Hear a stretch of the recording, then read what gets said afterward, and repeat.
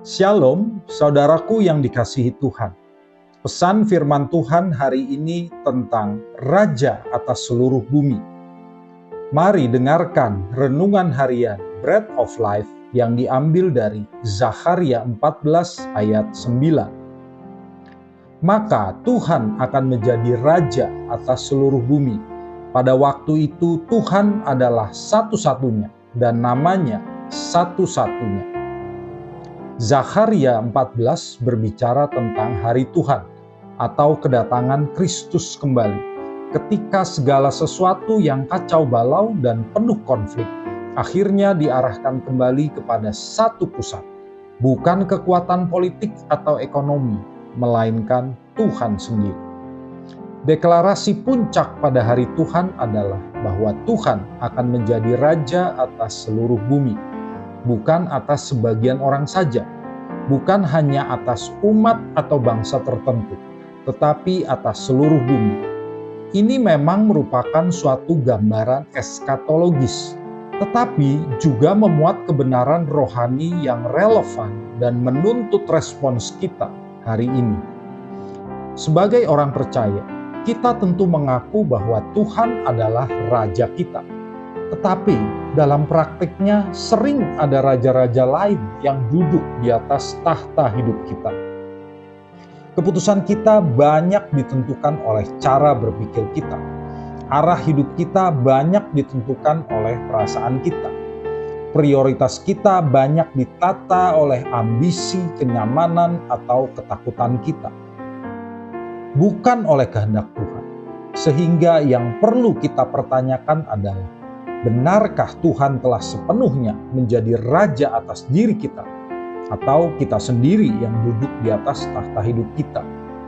Perlu kita renungkan, apakah Tuhan hanya kita izinkan hadir dalam ibadah dan doa kita, tetapi tidak kita hadirkan dalam keputusan kita, pekerjaan kita, bisnis kita, cara kita memperlakukan orang lain, dan cara kita memandang masa depan?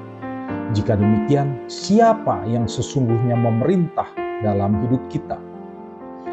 Maka, mari kita jadikan Dia Raja dalam hidup kita, dengan terus bertanya dalam setiap aspek hidup kita. Apakah ini menyenangkan Tuhan? Apakah ini mencerminkan karakter Kristus?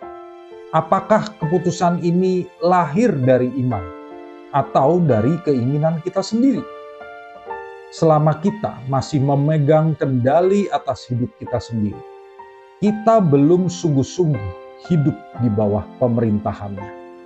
Mari kita bukan sekadar menunggu hari Tuhan, tetapi menyerahkan tahta hidup kita kepadanya dan menyelaraskan hidup kita dengan pemerintahannya sejak sekarang.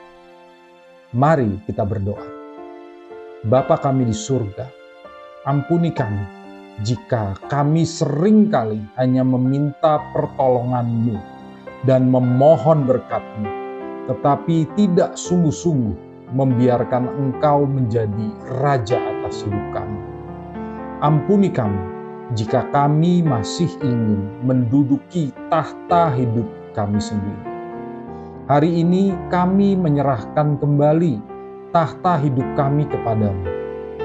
Jadilah Raja atas pikiran kami, perasaan kami, kehendak kami, sehingga Engkaulah satu-satunya yang berkuasa atas diri kami dan satu-satunya yang kami tinggikan.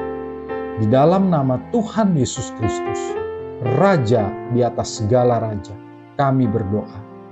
Amin.